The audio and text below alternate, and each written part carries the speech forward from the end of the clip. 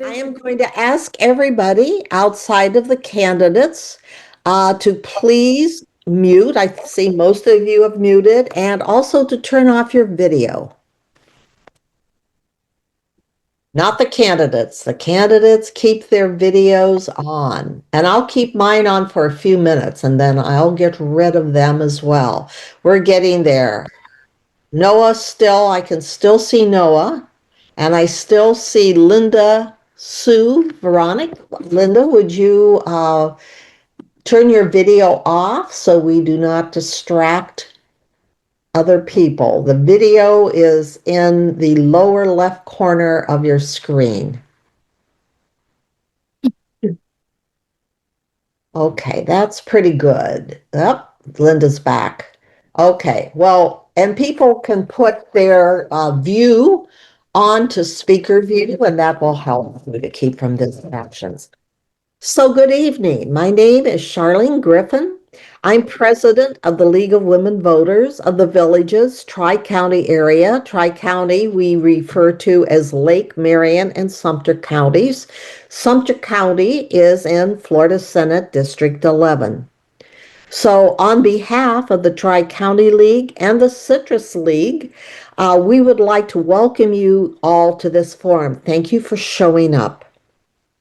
The League of Women Voters is a trusted, nonpartisan organization, and while we never endorse a candidate or party, we are directly involved. Please turn off, please mute.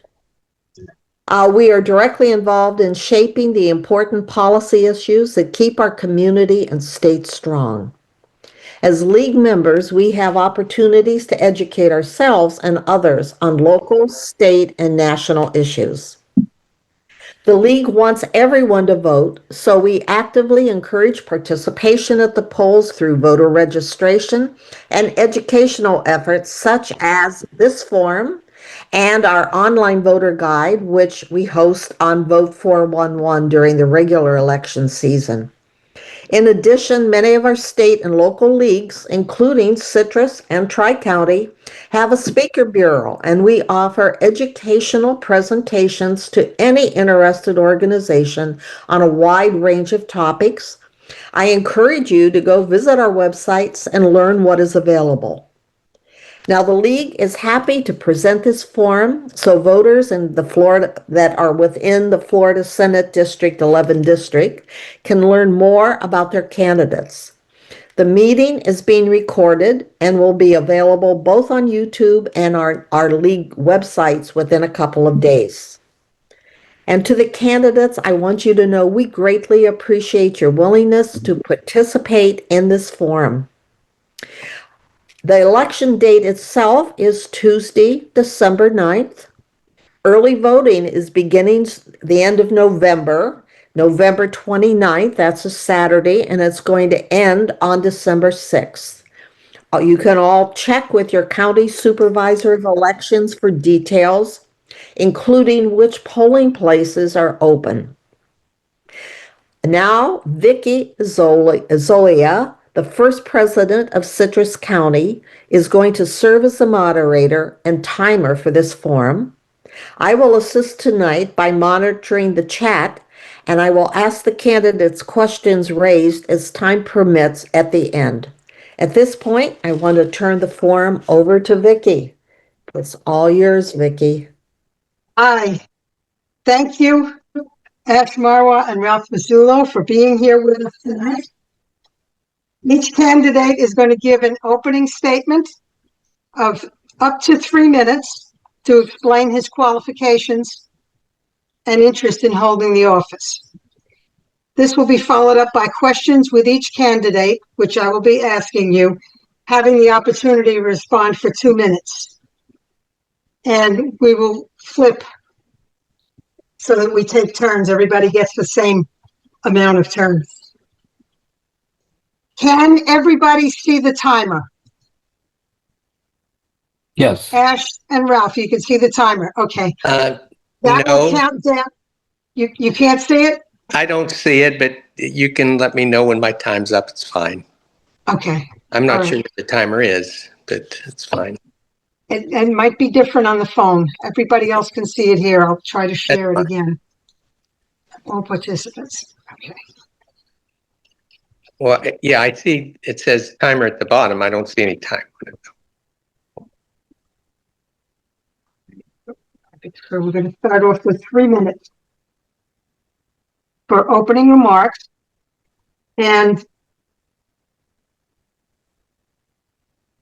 after the opening remarks, we will rotate the order for questions. And then you will have 3 minutes for a closing statement. If the audience has questions for the candidates, they will enter them in the chat, and Charlene will take over there to ask them at the end as time permits. So, Ash Marwah, you are going to have the first opportunity for your opening remarks. Are you ready? Yes. Okay. All right. I'm running in this election to make life a little bit better for Floridians. I have seen too many things going the wrong way. The more than half the families in the district are living paycheck to paycheck or from Social Security check to Social Security check. It is really difficult when the grocery prices go up, housing costs go up, electricity goes up. We have to do something to support these people who are living in the district. It has actually gotten so bad that 1/4 of the population of Florida is considering moving out of Florida. This was the poll released by Florida Atlantic University just the other day. And not only that, there's another quarter population that is thinking about moving out of Florida. That's half the population of Florida that is not happy with the situation the way it is. So what I want to do is reduce homeowners insurance premiums so that we can at least reduce housing costs for people. If I can succeed in that, I want to expand Medicaid in Florida because all the fight that is going on in Washington, D.C. about health care, and people are losing health care in Florida. So Medicaid, expansion of Medicaid will cover some of them at least. I want to improve public education in Florida. There are 2.8 million children in public schools. I want to help improve the public education by raising teachers' pay. Teachers' pay is 50th out of 50 states. And we have a shortage of 7,500 teachers in public schools. I want to raise the pay so at least we can fill all the positions that are open. I want to protect the environment. Florida is beautiful. I want to make sure it stays beautiful. We have issues, and I experienced it personally as a civil engineer when they were planning on building the Northern Turnpike extension 3 years ago. And I brought it up, and fortunately, the Turnpike Commission agreed and they abandoned that project, and instead they're widening I-75. That worked, but right now there is the Suncoast Highway being built, and it is going through, right through literally the Florida Springs. And I want to make sure they don't dig in the Florida Springs. So I want to protect the environment. So healthcare costs, housing costs, schools, and environment. Those are the four things. Thank you. Okay. Thank you. And now you have 3 minutes, Mr. Massullo. Thank you very much, Vicki, and I want to welcome everybody that is on this Zoom call tonight. My name is Ralph Massullo, and I'm the Republican candidate for Senate District 11. I have spent the last 8 years in the Florida House of Representatives, and during that time, I was very fortunate to serve as chairman of State Affairs and Education as well as education and employment. During that time, our state made some great progress as far as cleaning up our environment. One of my favorite bills that I had was actually an aquatic preserve designation off the coast of Pasco, Hernando, and Citrus counties. It involves over 200,000 acres of seagrass, which serves as a carbon sink as well as a resilient factor for storms in our areas of our coastal counties. We also did a good bit establishing the wildlife corridor during that time under my leadership, as well as put in place the Rural Lands Program, where we put land under conservation that can be used for agricultural purposes but cannot be developed. I also have a priority of protecting our environment and keeping our state winsome. I think the thing that I've done most in my life and that is my most, I would say, highest priority is being a father. And as a father, I have a sensitivity to my children and where they're going to live and what their future is going to look like. And that's one of the reasons that I've prioritized education in our state. Florida now leads the nation in educational freedom, empowering our parents to make choices that are appropriate for our kids as far as where they'll go to school, what they'll learn.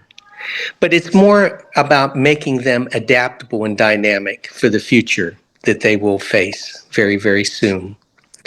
Our world is changing at an exponential rate. Whether we like those changes or not, we need to face them. And those changes are going to be able to be endured not necessarily by our generation, but by our children. The next thing I want to prioritize is our economy. Florida leads the nation in economic growth, and I want us to continue to be a leader. I want to try to recruit clean industry into our state, industry that will employ people, good jobs, be able to actually attack affordable housing in such a way as to make people able to afford more. I'd like to reduce taxes, and we've worked hard to do that in the past. We eliminated the commercial rent tax, and hopefully in the future we'll be able to eliminate homestead taxes with property. Okay, perfect. And now we will go to the questions. And Dr. Massullo, you'll be answering this one first. The question is, what would your top 2 priorities be if you're elected as senator? Well, my first priority is to continue to expand educational freedom in our state. And what I mean by that, Vicki, is that we need our kids to be able to be adaptable and dynamic. Now, the way we do that is to assess their aptitudes very early on. And I think they need to be done in middle school. And, you know, not everybody is ready for a 4-year college degree. Some people would do just as fine working in the trades. And I'd like to be able to present those opportunities for them. Now, a lot of schools can't afford the labs and the various other resources that are required to actually promote skills training. But in conjunction with what we're doing with our state colleges and universities, I believe we could make those opportunities more accessible to our kids. To be able to do that, we're going to have better teachers that we're going to bring up through apprenticeship programs like the one we have in Southeast Florida currently. Also, and I agree with Professor Marwah that we need to increase our teachers' pay. And even though we're almost last on the list, when you look at the actual take home, we basically rank almost in the middle, plus or minus $163 a month. But that still isn't good enough. I'd like to see us be more towards the top 10. But when we look at teachers' pay and when we look at our education system, even though we're down below a good bit of people in teachers' pay, our education system is almost second to none. We rank state in the state's number 2 in K through 12 and number 6 overall. Where states like Pennsylvania that pay a lot more rank 41st overall and 39th in education. So those are my 2 top priorities. Thank you.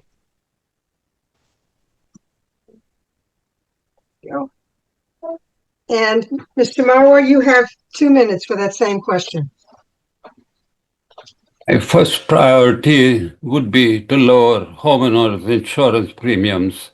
And to do that, the Democrats in the Senate have made several proposals, and I support all of them, to lower homeowners insurance premiums.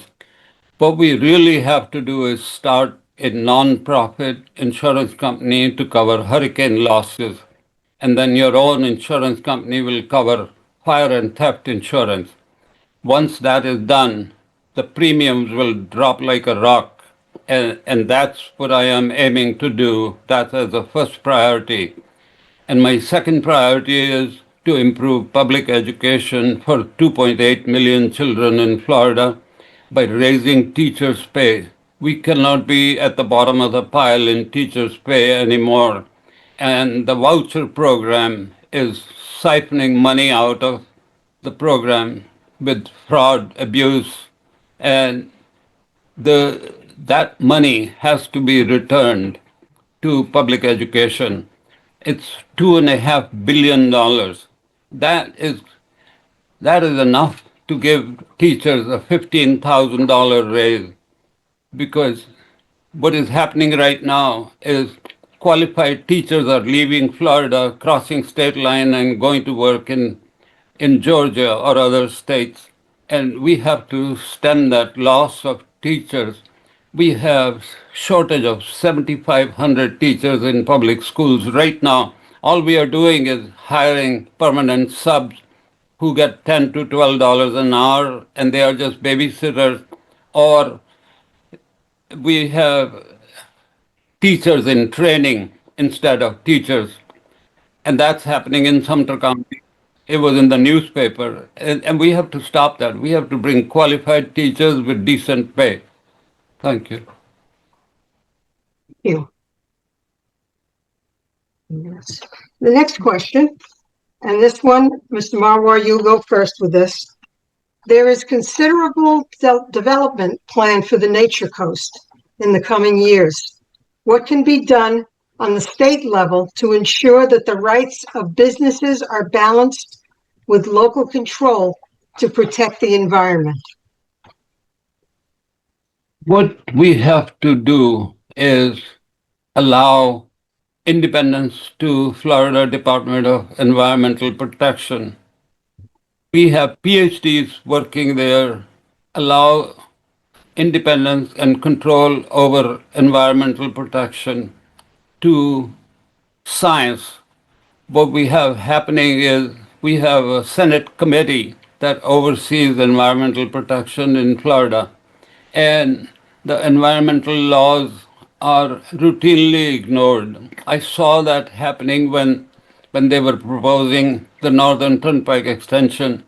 It was an 80 miles of road going through rural areas. There was no concern for any wetlands or anything in the way of the road, and they were going to build it regardless. And this is what is happening right now on the Suncoast Highway. They have a proposal to dig up 300 plus acres for sand for the highway. And just last week, the highway department, their dozer got stuck in the water digging up for the Suncoast Highway. They had to bring a crane to get their own equipment out of the water. This is Crystal River, Kings Bay Spring. This is right in the heart of the spring. We really have to be careful not to disturb the ecology over there. And not only that, I see this landfill in Bushnell. It is stinking. It is making people's eyes water who live in that area. And no one seems to be able to do anything about it. They have applied to FDAP, the Environmental Protection and nothing is happening, but people are suffering. I think we have to let science take over now. Thank you. Okay, Dr. Massullo, same question. Can you repeat the question again for me, Vicki, Sure. so I can? There is considerable development planned for the Nature Coast in the coming years. What can be done on the state level to ensure that the rights of businesses are balanced with local control to protect the environment? Right. That's what I thought I heard the initial question was. It is a problem that we're having, but it's a good problem because it's a problem based on the fact that people want to be in our area. But it's also a multifaceted problem, and a problem that we have to approach in several different directions. First of all, I think a lot of the problem has to be handled at the county level.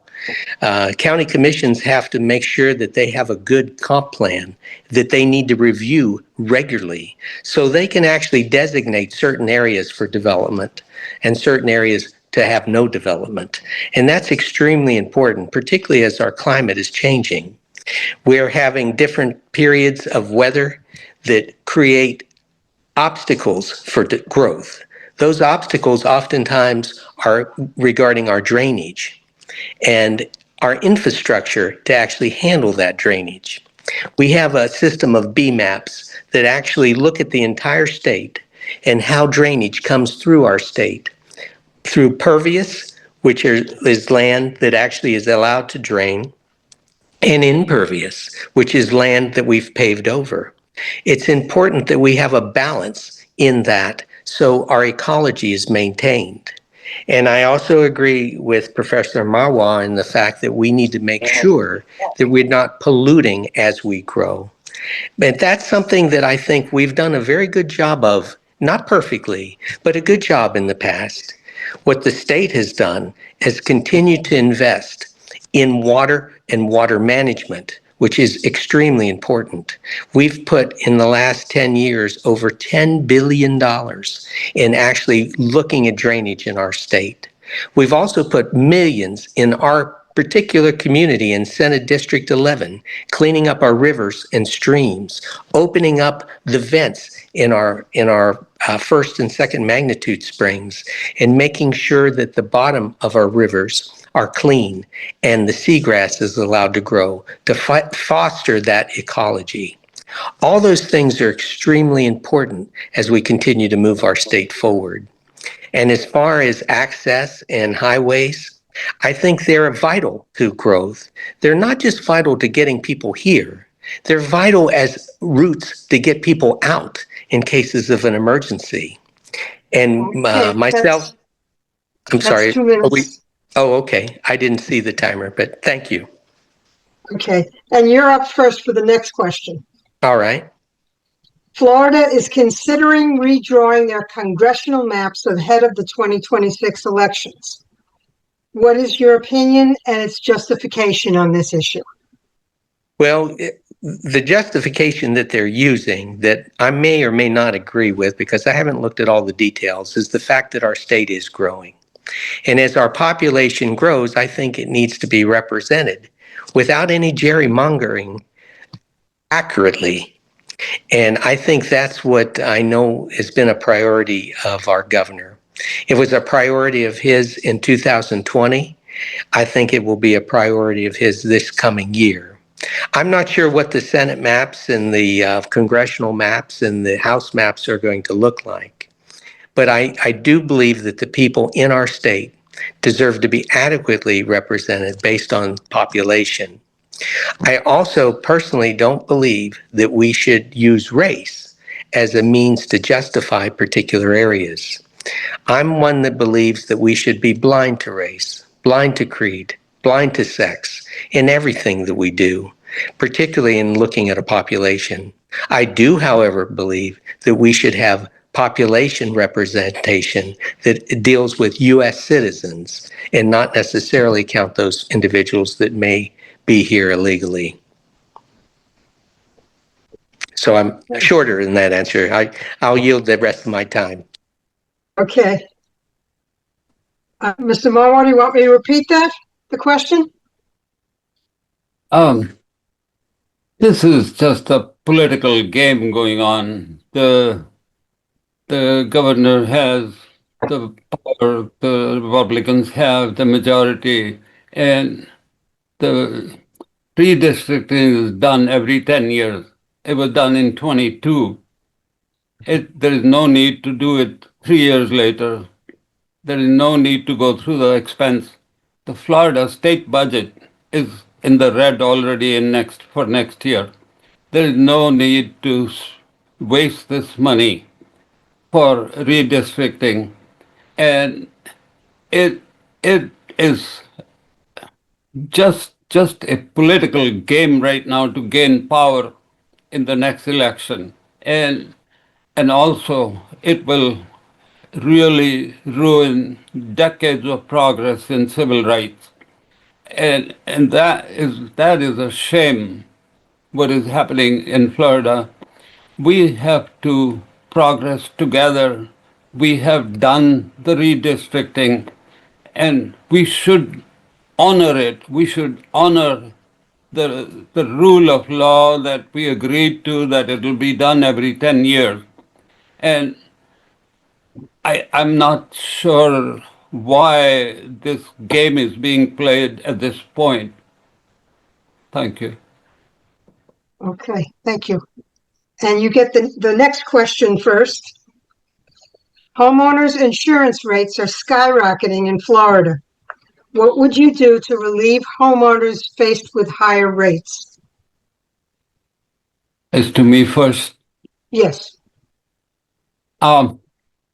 the homeowners insurance has to be really addressed in two parts.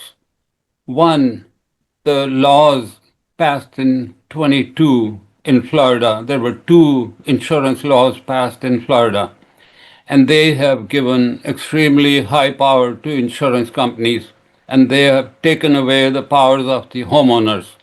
That's why the homeowners are complaining about insurance, and that's why I think 1/4 of the population is ready to move out of Florida. The rates keep going up, and not only that, if you file a claim, there is a good chance the claim will not get paid. The current Castle Key insurance, for example, they're paying half the claims. They're not paying the claims. The insurance companies are raking it in the meantime. I saw Slide Insurance, their CEO and COO, they took in a paycheck of $50 million last year. We cannot have this. So we have to address those laws in 22. And secondly, we have to start a nonprofit, a true nonprofit insurance company to cover hurricane losses only for everyone in Florida. And this has been investigated. This has been proposed in the legislature 15 years ago. So it's nothing new, and it can be done. And your own insurance company then covers theft and fire insurance only. And that will make the premiums drop like a rock. And I think we absolutely need to do something to help people lower housing costs, and also by inference the rental costs. A lot of people are renting, and the rents can come down too. Thank you. Okay. Dr. Massullo? Thank you. Yes, the insurance problem is a problem in our state, and I would agree that there's many things that we need to do to try to remedy it. The biggest thing that I think that we have done is basically removed the largest cost driver for insurance, and that's liability. When you look at claims that are paid, let's say you have a claim for a roof that may cost $10,000.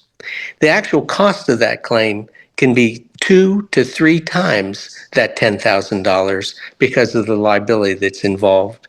In 2022 and 23, the legislature made steps to limit those liabilities. We've reduced assignment of benefits and eliminated one-way attorney fees.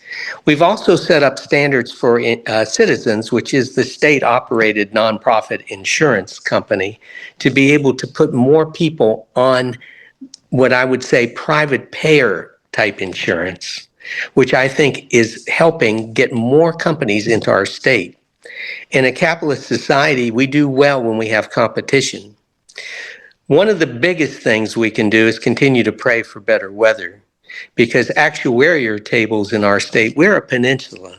We're surrounded by water on three sides, and we are in an area of a lot of tropical type weather. It's created billions and billions and billions of dollars of damages. This year, thank God, and I'm just praying that we make it through the next few weeks. We haven't seen any hurricanes. But what we have seen is the rate of increase go down on insurance. And I think that in time, we'll actually see a turnaround. Thank you. And you get the next question first. Governor DeSantis is proposing reducing or eliminating tax on homesteaded property. Do you agree or disagree with doing this, and why?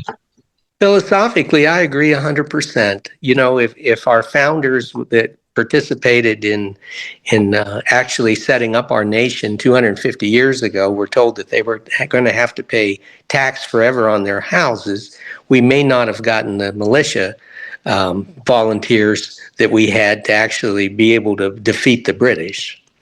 Property tax is a horrible cost to homeowners. And the issue with it, though, is we need to fund government. The primary role of government is to keep our people safe, is to provide for that way of life that we treasure so dearly, to promote our freedom and our liberty and our pursuit of being able to actually enjoy what we're doing. And to do that, it costs money. Now, I think we can look at it in two different ways. We can look at it as being able to save money that government tends to waste through the bureaucracy, and that's one thing that we are doing. And the person that we're both running to replace is doing a good job, CFO Blaise Ngolia, in identifying waste in government. But another thing we can do is to try to be more efficient and effective in how we spend our money. And I think that's very important. We might have to transfer some taxes. We might have to increase our tourist development tax. We get 150 million tourists to our state each and every year. There's 23 million of us citizens. If we could just slowly reduce that tax on property, I think people would have more money to spend and hopefully have better lives. Thank you. Mr. Marwah? This is just another game by the governor. The property taxes are imposed by counties, and he wants to bring in a preemptive law from the state to take away the authority of the county. This is just one more preemptive law that is being proposed, but it's not going anywhere. It's really not a serious proposal right now, because the House Republicans came up with 7 ways to do it, and the governor called it a political game. So right now, the Republicans in the House and the Republican governor cannot agree on what to do. So until they can figure out how to do it, then nothing is going to get done. And I firmly believe nothing should be done, because the counties impose the tax. If you don't like your county tax, you can change your county commissioners. You get a chance to elect new county commissioners every election cycle. And so if you don't like the tax, you can attend budget hearings in your own county with the county commissioners and tell them what is wrong with the budget and help fix it yourself. This can be done locally. You don't need the help of Tallahassee to do anything like this. This is just another game by the governor. It's another slogan, because he's going to run for president in 2028. And this slogan is not going anywhere. And I'm telling you right now, and you can quote me 3 years from now, that this proposal is not going anywhere. There is no way that the governor can cut property taxes and not have layoffs of police officers and first responders and firefighters. Thank you. Okay, and you get the next question first. What are your opinions on immigration, and what do you think the legislature should do in the future?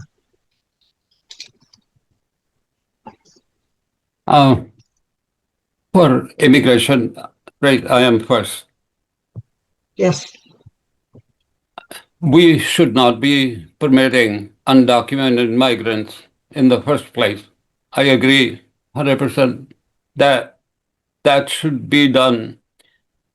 But I don't agree with how Florida is going about doing it. Uh, the the migrants is a federal problem, and detaining migrants is a federal problem. We should not be wasting state dollars. This, all these efforts to detain migrants in deportation depot or alligator Alcatraz, all these expenses are going to come to roost next year when the state budget is in the red, and you're watching this money that has been spent already. And and this is wasteful spending. And what we can do is make state law to punish employers who employ undocumented workers, hurt the employers who hire undocumented migrants. And that will stop the migrants. If the migrants cannot find a job, they won't come here. And that's the way to do it from the state level, but not spending state money to detain them. The next year's budget is going to see all kinds of problems. And then the Medicaid cuts that are coming through the one beautiful bill, those cuts are going to be drastic, and they're going to destabilize the state budget in 2027.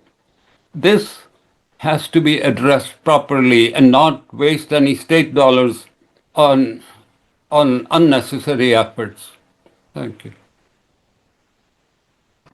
Thank you. Dr. Massullo? Yes, thank you, Vicki. Well, we're a nation of immigrants. My grandparents came here from Italy. They came through Ellis Island, and I'm sure many of you and many of the people you know have come from somewhere. And in Florida, by and large, most of us are not from here. Our children are, and they're Floridians. But there's few people here. You know, our state has been blossoming with growth. I agree. People that are here illegally shouldn't be here.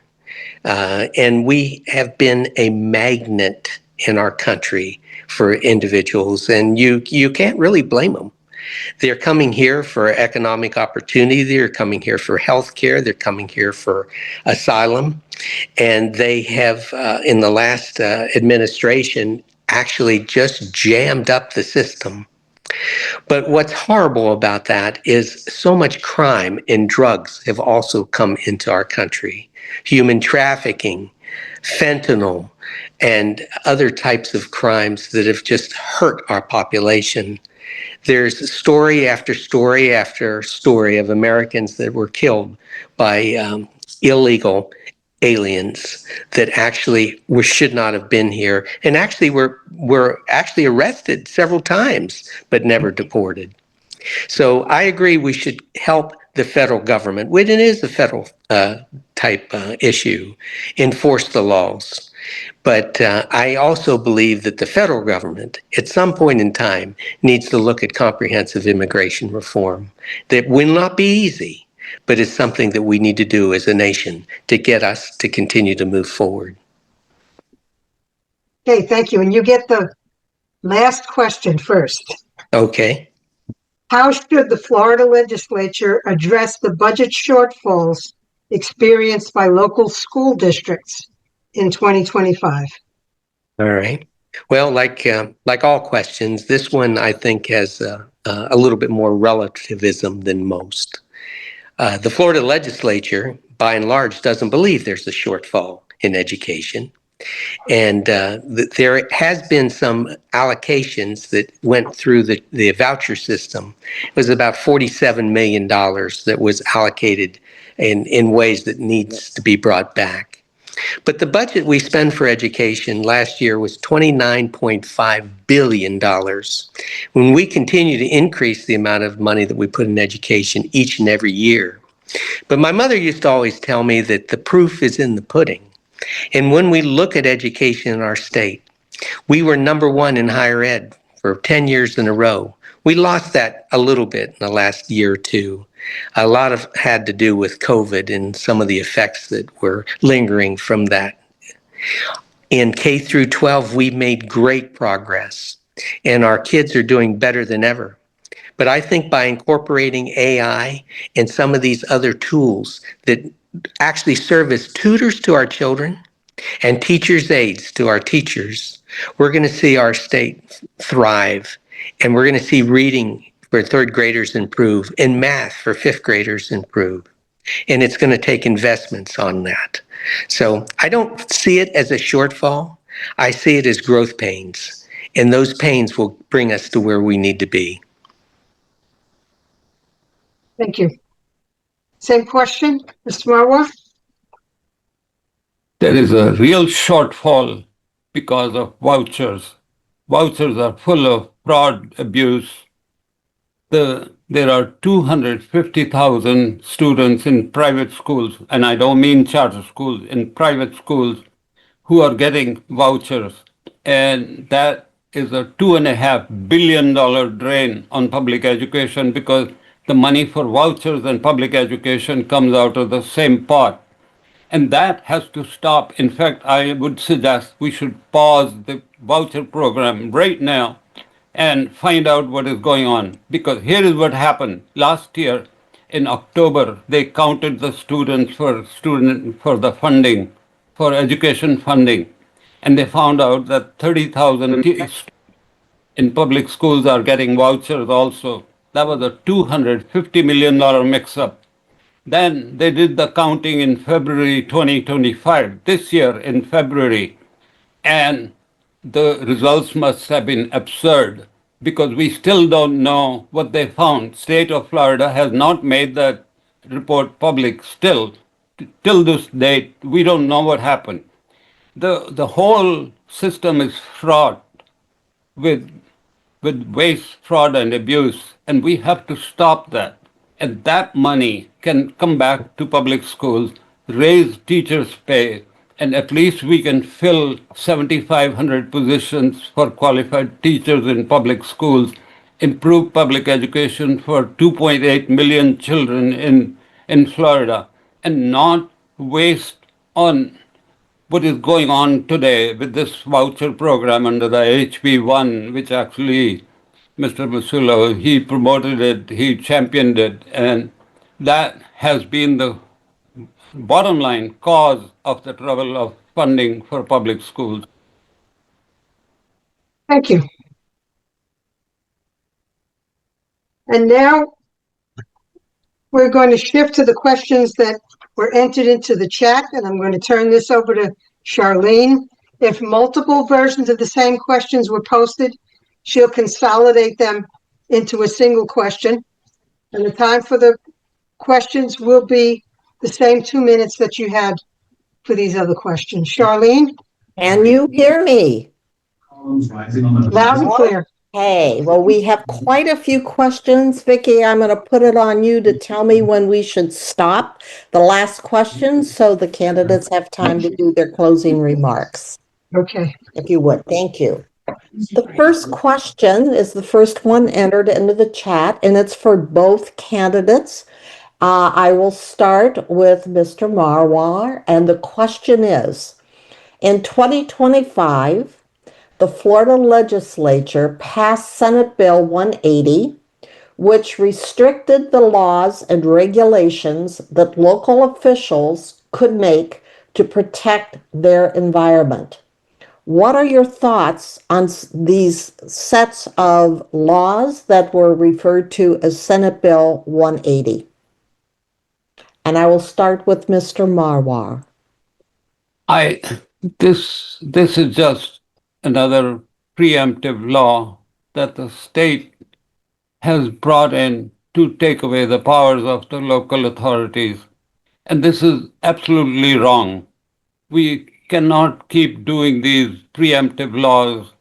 There was another preemptive law which determined how much impact fee can be imposed on the developers.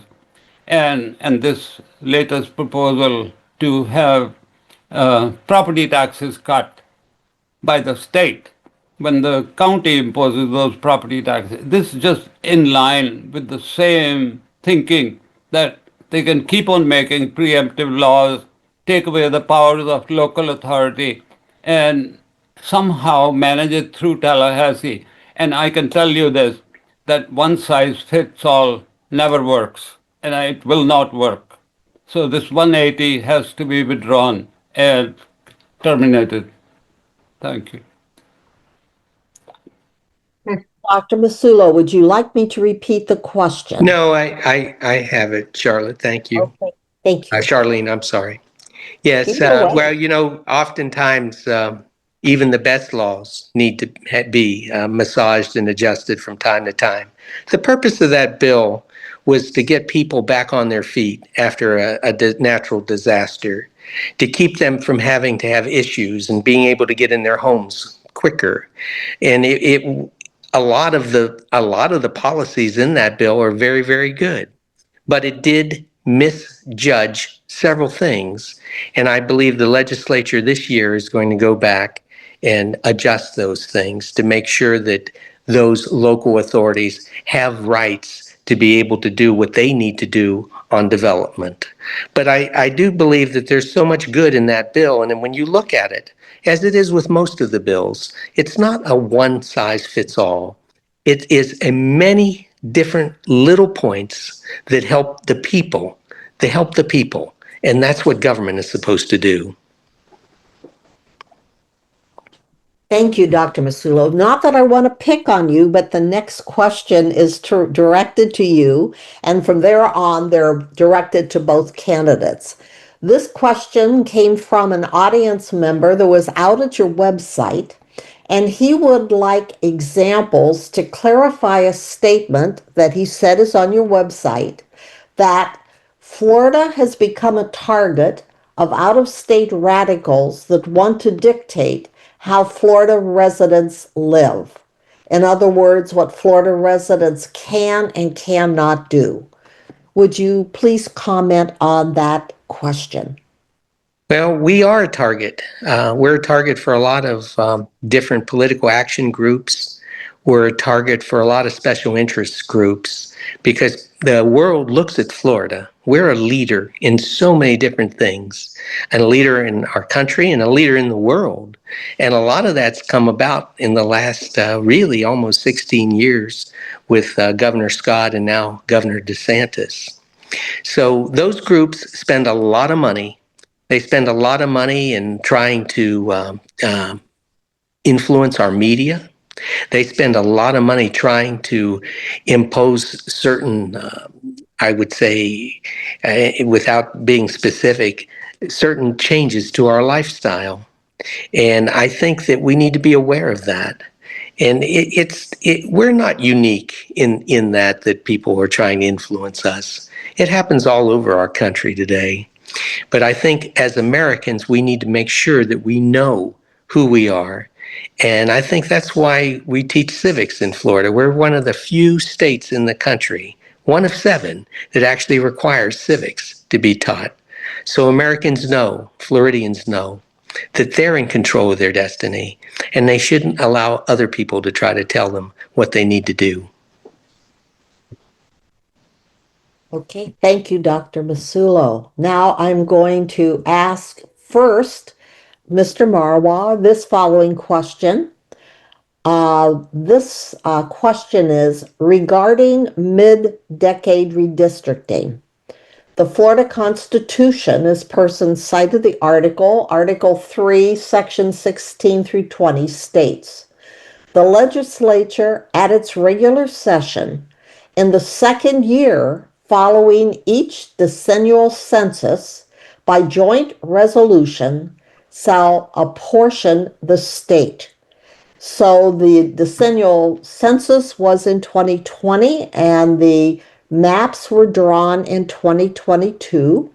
The question is, please address this. You, Mr. Marwah. There is no need to do this census right now. That is the bottom line. It's silly, but but you know, because the governor is power hungry, they want to create two more districts where the Republicans can win. The Republicans have controlled the state for the last 30 years. And what we are seeing today is the result of that control and all the rules that have been made and passed by the Republicans over the past 30 years. That is what we are seeing, just like in that Bill 180. And the developers are now turning around and saying they're going to sue the city or the county if they don't let them do rampant development wherever they want. It's just an ongoing onslaught on people basically, and it's just the millionaires, billionaires game going on, and the result is people are frustrated, and people are considering leaving Florida. One-fourth of the people are considering leaving Florida. Considering, that means they are planning. They're thinking about where they are going. And there is another one-fourth who are thinking about it. And this is a poll by the Florida Atlantic University. Look at the poll, and the people who were doing the poll, they even noted that this was a very striking thing that they found in the polls. We have to change all this. We have to take care of people first. And that's the way to do things. And that's how I want to do it. Thank you. Thank you.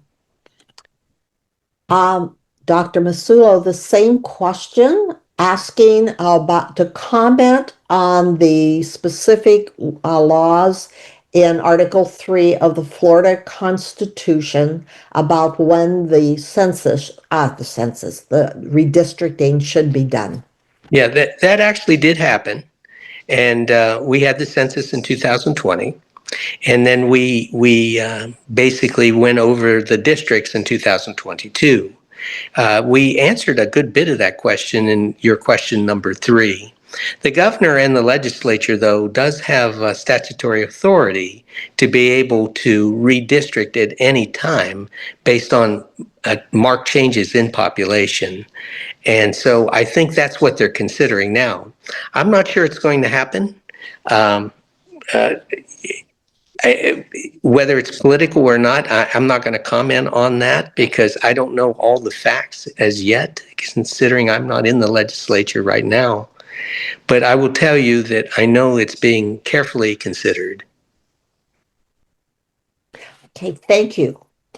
I will ask you the next question so we can go back and forth, Dr. Massullo. This question, an audience member is concerned that tax money for education is going to private schools in the form of vouchers, and they would like the 2 candidates to comment. Okay. Well, I think we both addressed this also, myself and Professor Marwah. But I will tell you, we don't send money to schools. We send money to parents. Those parents make choices on what's best for their children. And I would just challenge anyone that would disagree with that to look at the evidence and come to our committees and listen to the stories of families who have been able to adapt their children to the education that they feel is best for them. Our job isn't to promote any institutions in government. Our job is to take care of the people. And those people have children, and those children deserve an education that fits their adaptability, that fits their interests, and it fits their needs. And those needs differ. Sometimes public education is perfect and best, I'm a product of both public education and private education. My children had attended a private Christian school. That was our choice for them. They got a wonderful education. The parents should have the opportunity to decide in the power. We shouldn't just have education be a choice of only the wealthy. They should be of everyone in our state. And that's why we created the voucher system. And that's why we're number one for education freedom. And that's why we continue to improve nationwide in what we deliver in both K through 12 and higher ed. Thank you. The next question is also on education, and I'm going to start that with Mr. Marwah. And this question is, should accountability, both fiscal and a system of assessment, be established for private schools that accept scholarships, state funding, similar to the accountability placed on public schools? Mr. Marwah. Absolutely, it should be done, but the reality is what is happening is 250,000 students in private schools, and again, I want to clarify, not charter schools, in private schools, who never went to public schools in the first place. There was no school choice. They are getting the money for from the vouchers. That's a $2.5 billion drain on the public education. And that has to come to an end. That has to stop. The, the public education is going downhill. The, the, all these assessments that you hear about, and I am a volunteer myself in one of the schools, and I see it on the days of the assessment, half the students don't show up. So what you're seeing, the assessments, they are faulty assessments. I've been a volunteer for 8 years. I see the level of education going downhill. And yes, we are paying the tuition for private school students through our school taxes, because the way the voucher system is working, you pay your school taxes and part of that money is going to pay the vouchers for the students in private schools who never went to public schools. So there was no school choice. They were given a gift. This was a gift from the taxpayers. And that's what I call it, a gift from the taxpayers. And that has to come to a stop. That's fraud abuse in the voucher program. It just should not be allowed to continue anymore. Thank you. Thank you, Mr. Marwah. Okay, Charlene, let's do one more question. Okay, I have to ask this one to Dr. Massullo. The same question. Should accountability, both fiscal and system of assessment, be established for private schools that accept scholarships, similar to accountability standards placed on public schools? Some. I believe in some, and I hope you don't think that's me trying to dodge your question.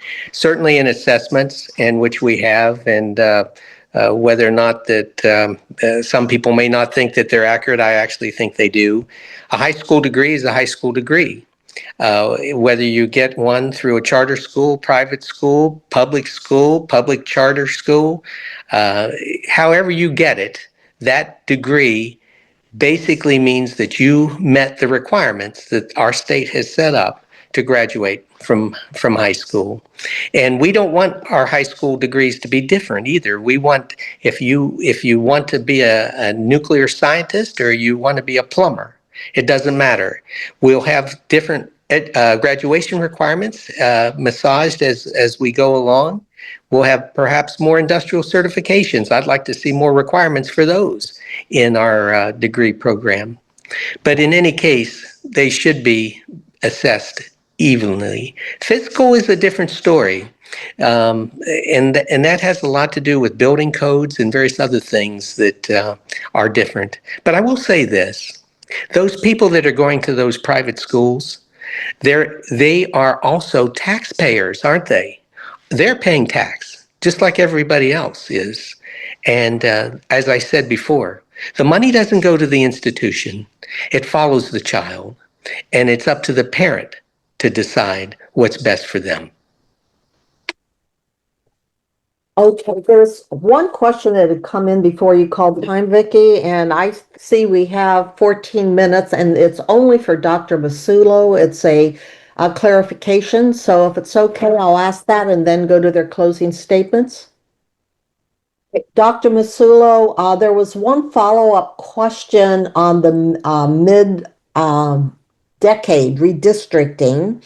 When you said that the state has discretion to do redistricting between census years, and the question was, let me see, where does it say that the state has that discretion? I'm not phrasing that too well, but anyway, you made the statement. I can't quote the statute for you, but I can tell you that the governor can look at the population and the areas of the population and decide through the legislature if they will have a redistricting. It's happened in other states, and it can easily happen in our state. Okay, thank you. At this time, then, because we are almost out of the time, gentlemen, it's time for your 3 minutes for your closing remark. And since Mr. Marwah gave the first statement during the opening, we're going to turn once again to Dr. Massullo for your closing statement. You have 3 minutes, Dr. Massullo. Thank you, Charlene. Well, first of all, I want to say that I appreciate the time that you all have put forth in allowing people to get to know both the candidates and the issues. It's vital in our country that we are informed as citizens. And I think when we look at that information, we'll see between the Democrat Party and the Republican Party, there's a difference, and that difference is mainly in philosophy. The Republican conservative philosophy, I personally believe, best fits what our founders set our country up as a constitutional republic, where we elect individuals that represent the people. They don't necessarily control the people. They don't try to create entities that actually run people's lives and tell them what to do and how to think. But they enable those individuals that they serve to actually create a better union, a better country, a better state, a better Senate district. And that's the kind of representative, that's the kind of senator I want to be for the people of Senate District 11. I want them to know that they can trust me, that I have empathy towards their needs, that I have an ear to their concerns. And I will continue to fight for them, for their freedom, for their liberty, and for their way of life to be promoted and to be protected with every ounce of the energy that I have, because I'm motivated to do that as a public servant. That's a difference in philosophy. Government isn't the answer to our problems. Actually, government oftentimes is the problem that we need to answer. And what we need to do is not have more laws, but to look at the laws that we have and try to get rid of the ones we don't need and massage the ones that we do that aren't working for us, so we have better laws and more freedom in our country. And that has to deal with our education, that has to deal with our economy, and that has to do with our environment. The Republican legislature and the Republican governors in the last 16 years have changed the complexion of Florida and made it one of the most winsome, economically beneficial, and best educated states in our country. And I want to continue that in the Florida Senate. I ask you humbly for your vote, and I ask you more so for your concern. On December 9th, please vote Ralph Massullo for State Senate. Thank you, Dr. Massullo. Mr. Marwah, we will turn to you now for your closing statement. Thank you. And thank you for arranging this forum.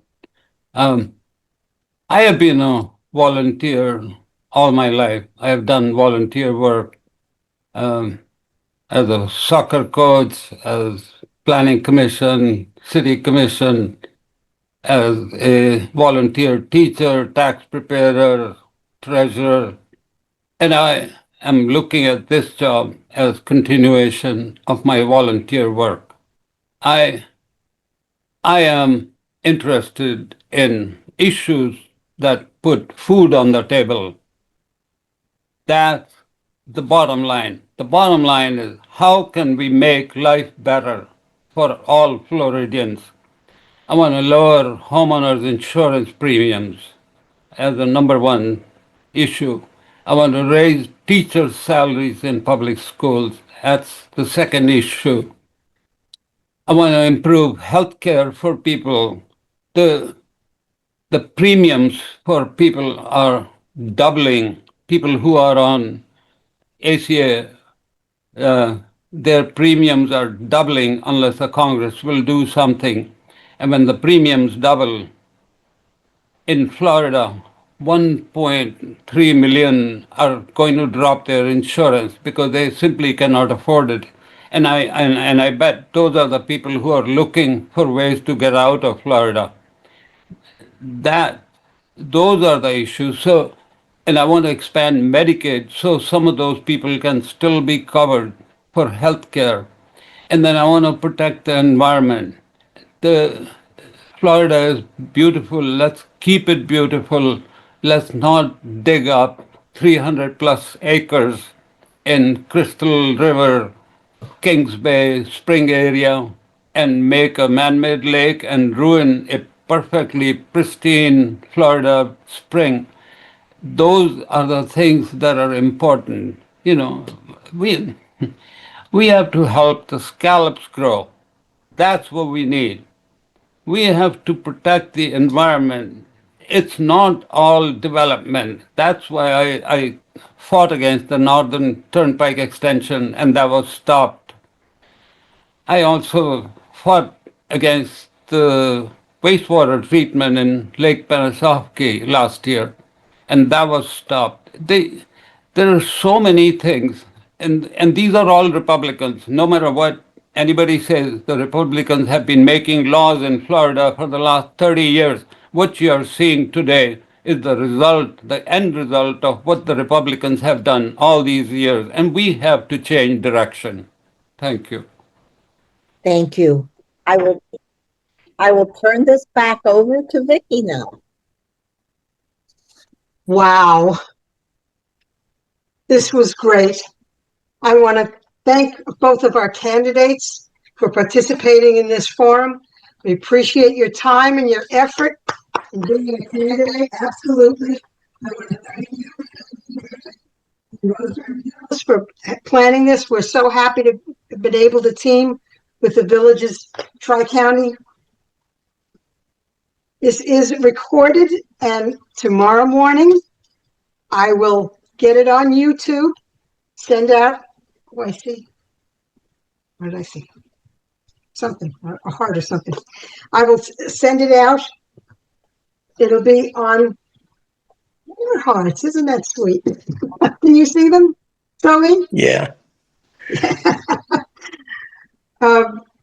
So to our audience, please tell your friends, families, and colleagues that they still have a chance to learn about the candidates by watching the recorded forum. Thank you for being an informed voter. Remember to vote in the December 9th election. Recordings of this event, whether they be in person or on a computer screen, may not be used without the express written approval of the League. The League will only allow audio video of this event to be broadcast in its entirety, except by the media reporting on the event. What a wonderful evening. Thank you, everybody, and good night. Thank Good you night. all. Thank you. Thank you Good to night. both candidates. Thank you. Bye. Thank Good you. night. Good night. Bye-bye. Good night. Night. Good night.